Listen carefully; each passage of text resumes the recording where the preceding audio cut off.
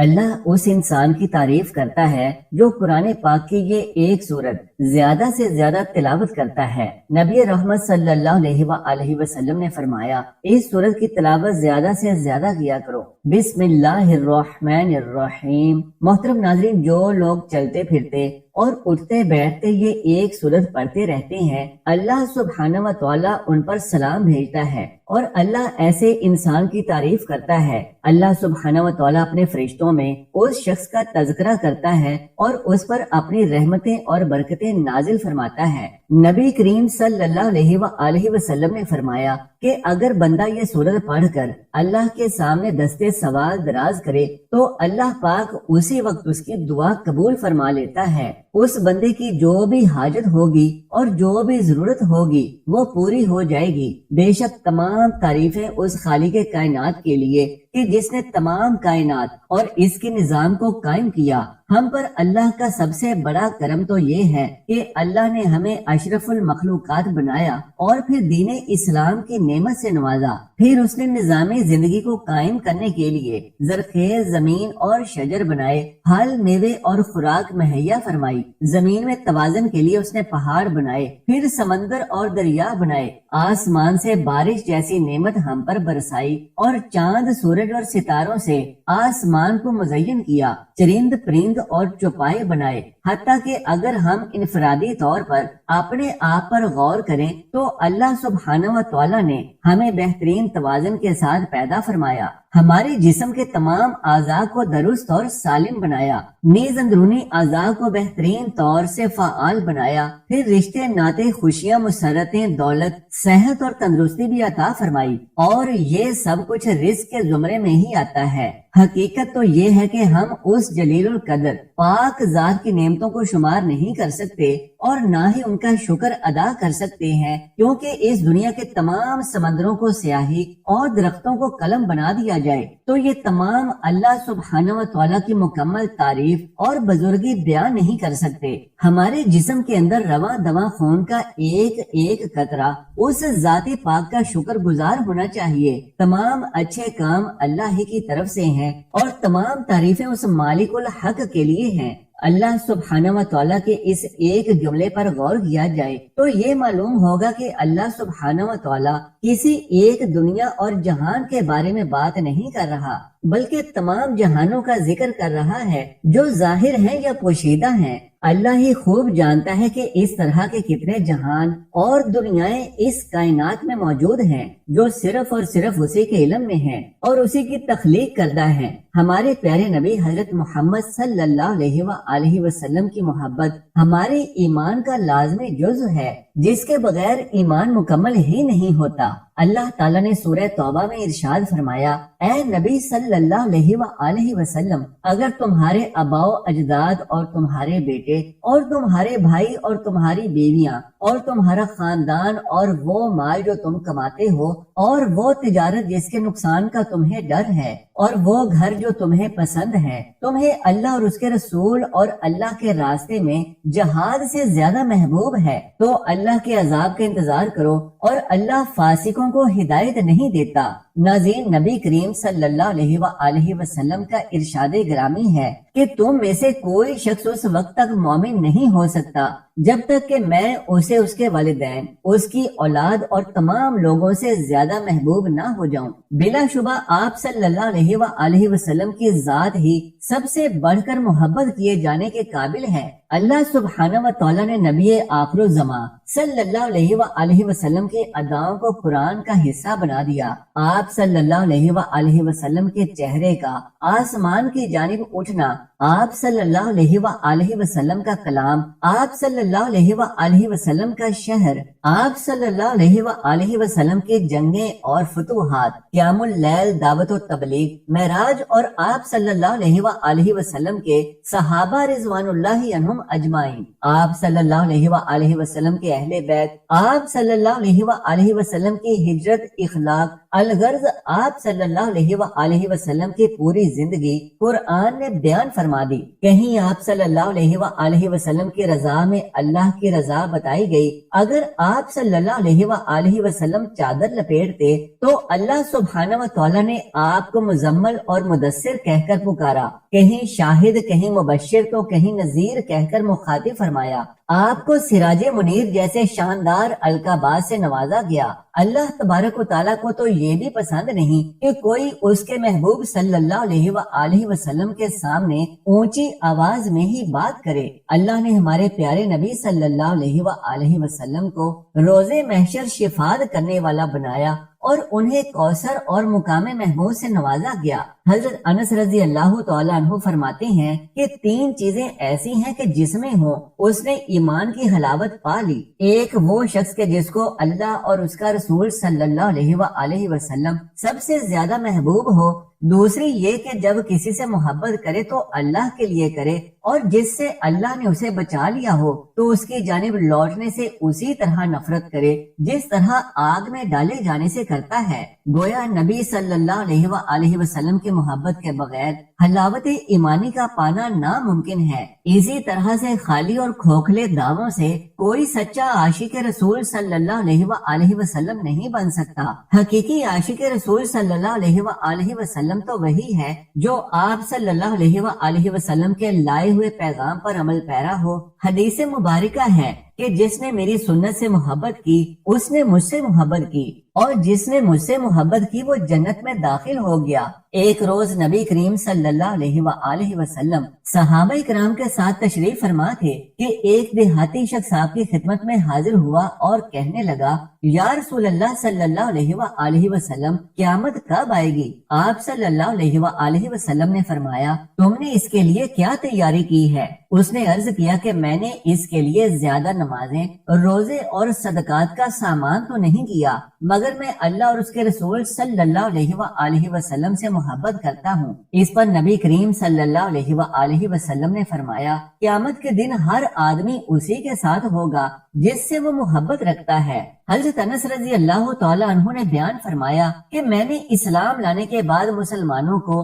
کسی بات پر اتنا خوش نہیں دیکھا جتنا وہ اس بات پر خوش ہوتے تھے، اور یہ کتنی عظیم جماعت تھی کہ صحابہ کرام رضوان اللہ عنہم اجمعین کے نزدیک تو اللہ کے رسول صلی اللہ علیہ وآلہ وسلم سے محبت کرنا اور ان کے لیے اپنی جانیں نچھاور کرنا ہی ان کی زندگی کا اصل مقصد تھا۔ حضرت عبداللہ ابن مسعود رضی اللہ تعالیٰ عنہ سے مروی ہے کہ رحمت عالم صلی اللہ علیہ وآلہ وسلم نے فرمایا، قیامت کے دن مجھ سے سب سے زیادہ وہ لوگ قریب ہوں گے جو کثرت سے یہ سورت پڑھنے والے ہوں گے۔ اللہ سبحانہ و تعالیٰ اس سورت کو پڑھنے والوں کو بہت سے انعامات سے نوازتے ہیں۔ اللہ سبحانہ و تعالیٰ خوش ہو کر اور بڑھا چڑھا کر ان پر رحمتیں نازل فرماتے ہیں۔ جو شخص زمین پر یہ سورت پڑھتا ہے، فرشتے آسمان پر جا کر اس کا تذکرہ کرتے ہیں۔ نبی کریم صلی اللہ علیہ وآلہ وسلم نے فرمایا کہ جو شخص یہ سورت پڑھے گا اللہ اس پر 100 مرتبہ رحمتیں نازل فرمائے گا۔ حضرت ابو الحسن شاذ رحمت اللہ علیہ ایک جنگل میں تھے کہ ایک درندہ ان کے سامنے آ گیا اور ان کو اپنی جان کی فکر پڑ گئی، تو اس وقت انہوں نے نبی کریم صلی اللہ علیہ وآلہ وسلم کی ذات اقدس پر درود پڑھا، تو اس کی برکت سے انہیں اس پریشانی سے نجات حاصل ہو گئی۔ تو ناظرین کرام، آج کے اس وظیفے میں آپ نے قرآن پاک کی یہ ایک سورت اور ایک تسبیح درود پاک کی پڑھنی ہے، اور یقین کریں کہ اس وظیفے کی اتنی فضیلت ہے کہ اگر آپ جان لیں تو آپ کبھی بھی اس تسبیح کو پڑھنا نہ چھوڑیں گے، کیونکہ درود پاک پڑھنے والا ہر طرح کے فتنوں، مصیبتوں اور پریشانیوں سے آزاد ہو جاتا ہے۔ اللہ اسے بے نیاز کر دیتا ہے اور اس کی تمام پریشانیاں اپنے ذمے میں لے لیتا ہے۔ ارشاد نبوی صلی اللہ علیہ وآلہ وسلم ہے کہ جب تم مؤذن کو سنو تو تم بھی اسی طرح سے کہو جیسے وہ کہے، پھر مجھ پر درود بھیجو، کیونکہ جو شخص مجھ پر 1 مرتبہ درود بھیجتا ہے تو اللہ سبحانہ و تعالیٰ اس پر 10 مرتبہ رحمتیں نازل فرماتا ہے، اس کی تعریف بیان فرماتا ہے۔ اور نبی کریم صلی اللہ علیہ وآلہ وسلم نے فرمایا کہ بدبخت ہے وہ انسان جس کے سامنے میرا ذکر ہو اور وہ مجھ پر درود نہ بھیجے تو آج کا ہمارا یہ وظیفہ درود پاک اور قرآن پاک کی ایک سورت کا عمل ہے۔ درود پاک کی فضیلت اور اس کی اہمیت کے بارے میں فرمایا گیا ہے کہ درود پاک دراصل ہمارے لیے ایک مکمل معلم یعنی استاد بھی ہے، ایک ڈاکٹر بھی ہے، ایک حکیم بھی ہے اور ایک راستے نجات بھی ہے۔ اس دنیا میں رہتے ہوئے اور زندگی گزارتے ہوئے درود پاک ہمارے لیے سب کچھ ہے۔ قرآن کریم کی ایک مدنی سورت سورۃ الاحزاب میں آیت نمبر 56 میں اللہ کا فرمان ہے، بے شک اللہ اور اس کے فرشتے نبی کریم صلی اللہ علیہ وآلہ وسلم پر درود پاک بھیجتے ہیں، اس لیے اے ایمان والو تم بھی آپ صلی اللہ علیہ وآلہ وسلم پر درود اور خوب سلام بھیجا کرو۔ اللہ کے اس فرمان کا مطلب یہی ہے کہ جو شخص آخرت میں اپنی بخشش و مغفرت چاہتا ہے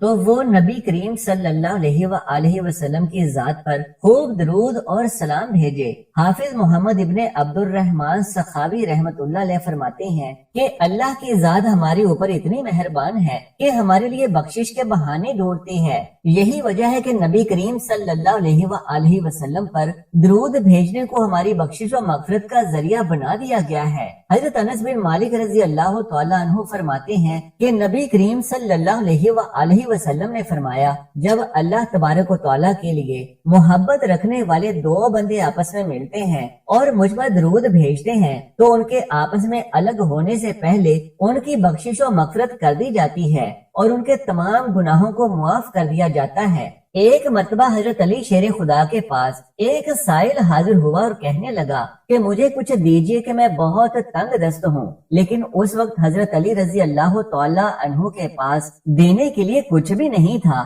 تو آپ رضی اللہ تعالیٰ عنہ نے 10 مرتبہ درود پاک پڑھ کر اس کے ہاتھ پر پھونک ماری اور فرمایا کہ اپنی مٹھی بند کر لو۔ باہر جا کر جب اس سائل نے اپنی ہتھیلی کھولی تو وہ سونے کے دیناروں سے بھری ہوئی تھی۔ حضرت امام خواجہ حسن بصری رحمت اللہ علیہ کے دور میں ایک خاتون نے خواب میں دیکھا کہ اس کی بیٹی عذاب میں مبتلا ہے اور جہنم کی آگ اس پر مسلط کر دی گئی ہے، تو وہ خاتون سب کچھ دیکھ کر ڈر گئی اور جب صبح اٹھی تو حضرت خواجہ حسن بصری رحمت اللہ علیہ کے دربار میں حاضر ہوئی اور سارا واقعہ بیان کیا۔ کہنے لگی کہ میں اس وقت تک یہاں سے نہیں جاؤں گی کہ جب تک آپ رحمت اللہ علیہ اس کا خلاصہ مجھے نہیں فرما دیتے یا اس خواب کی حقیقت سے مجھے آشنا نہیں فرما دیتے۔ آپ رحمت اللہ علیہ نے کچھ توقف کیا اور فرمایا کہ تم ابھی چلی جاؤ اور کل میرے پاس آنا۔ یہ سن کر وہ عورت وہاں سے چلی گئی۔ جب رات کا وقت آیا اور آپ رحمت اللہ علیہ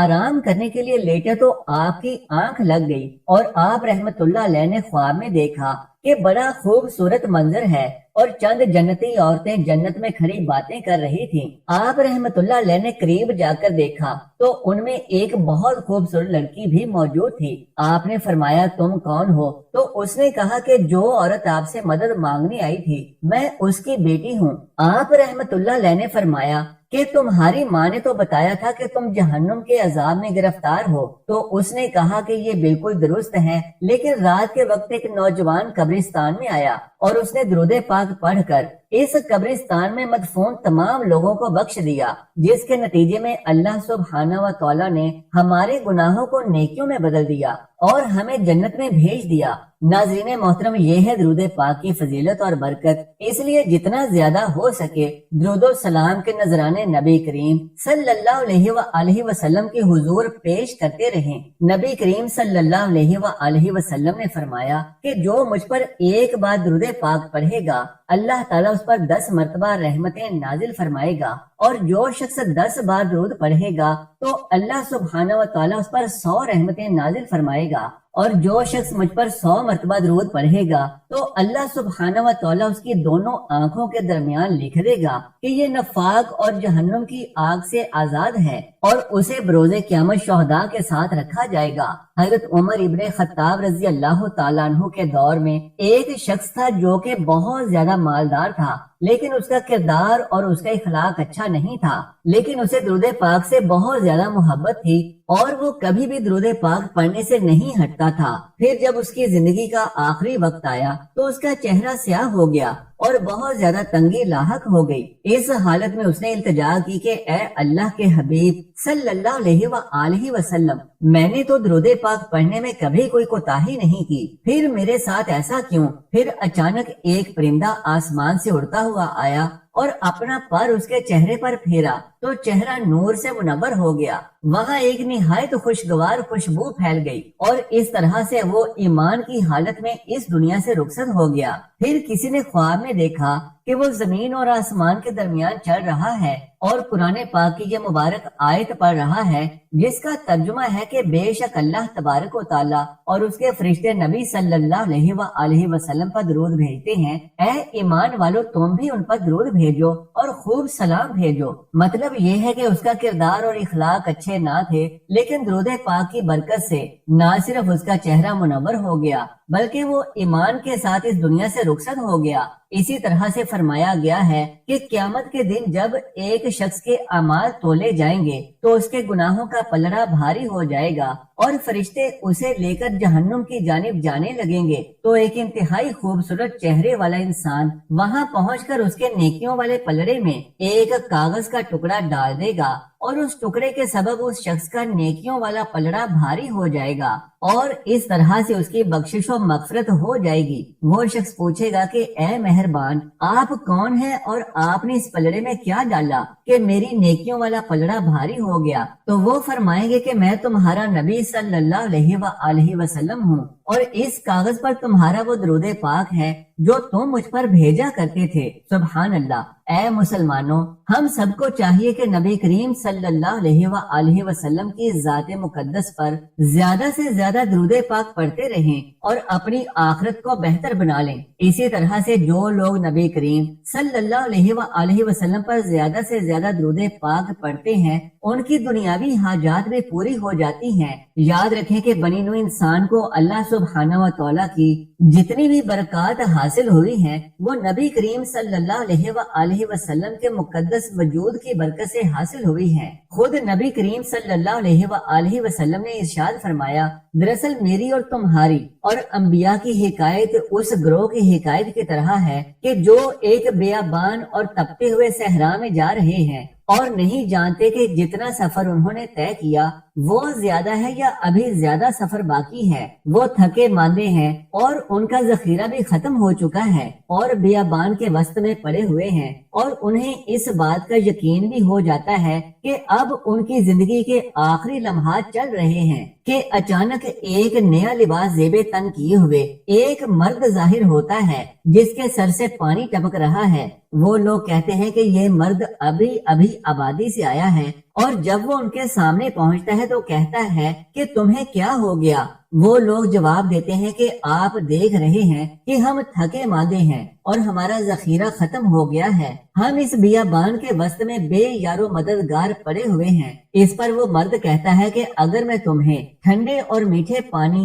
اور سرسبز باغات کی طرف لے کر جاؤں تو تم مجھے کیا دو گے؟ وہ کہتے ہیں کہ تم جو کچھ کہو گے ہم تعمیل کریں گے۔ تو اس پر وہ مرد انہیں ٹھنڈے اور میٹھے پانی اور سرسبز باغات تک لے کر جاتا ہے اور پھر تھوڑی دیر کے بعد کہتا ہے کہ اٹھو کہ میں تمہیں اس سے بھی زیادہ سرسبز باغات اور ٹھنڈے میٹھے پانی کے چشموں تک لے کر جاؤں۔ لیکن ان میں سے زیادہ تر لوگ یہ کہتے ہیں کہ ہم اتنی ہی مقدار پر راضی ہیں، لیکن ان میں سے ایک گروہ کہتا ہے کہ کیا تم نے اس مرد کے ساتھ عہد و پیمان نہیں باندھا ہوا کہ ہم آپ کی نافرمانی نہیں کریں گے؟ اس مرد نے تم سے سچ بولا تھا اور اب بھی پہلی بار کی طرح اس کی بات سچی ہے۔ اور پھر یہ گروہ اس کے ساتھ چل پڑتا ہے اور پھر وہ انہیں مزید زیادہ سرسبز باغات اور میٹھے پانی کے چشموں تک پہنچا دیتا ہے، لیکن باقی بچ جانے والے لوگوں پر دشمن شب خون مارتا ہے اور صبح تک ان کی لاشیں ہی باقی بچتی ہیں۔ اور ناظرین محترم، یہ درود پاک ہے۔ درود پاک کا دامن ہر وقت ہر لمحے مضبوطی کے ساتھ پکڑ کر رکھیں، کیونکہ درود پاک پڑھنا ایک عظیم ترین سعادت ہے۔ اور جان لیجیے کہ قرآن پاک کی وہ سورت جو اللہ سبحانہ و تعالیٰ کو بے حد پسند ہے اور بے حد محبوب ہے کہ جس کو پڑھنے والا بندہ فرشتوں میں معزز ہو جاتا ہے، وہ سورت سورہ اخلاص ہے۔ چلتے پھرتے سورہ اخلاص کو پڑھنے کا اپنا معمول بنا لیں اور ساتھ ہی ساتھ درود پاک کی تسبیحات پڑھتے رہیں اور پھر دیکھیں کہ آپ کی ہر دعا اللہ رب العالمین کی بارگاہ عظیم المرتبت میں کس طرح سے شرف قبولیت حاصل کرتی ہے۔ یہ بڑے ہی نصیب کے فیصلے ہیں اور یہ بڑے ہی کرم کی بات ہے کہ آپ قرآن پاک کی اس بابرکت سورت کو اور درود پاک کو اپنی زندگی میں شامل کر لیں۔ اللہ تبارک و تعالیٰ سے دعا ہے کہ نیکی کی بات کو سننے سمجھنے اور اس پر عمل کرنے کی سعادت نصیب فرمائے۔ میرا سنانا اور آپ کا سننا اپنی بارگاہ میں قبول و منظور فرمائے، آمین یا رب العالمین۔ محترم ناظرین، درخواست ہے کہ میری آج کی اس معلوماتی ویڈیو کو لائک اور شیئر کر دیجئے اور میرے اسلامی و اصلاحی چینل کو سبسکرائب ضرور کر لیجئے۔ جزاک اللہ خیرن کثیرا۔ اللہ ہم سب کا حامی و ناصر ہو۔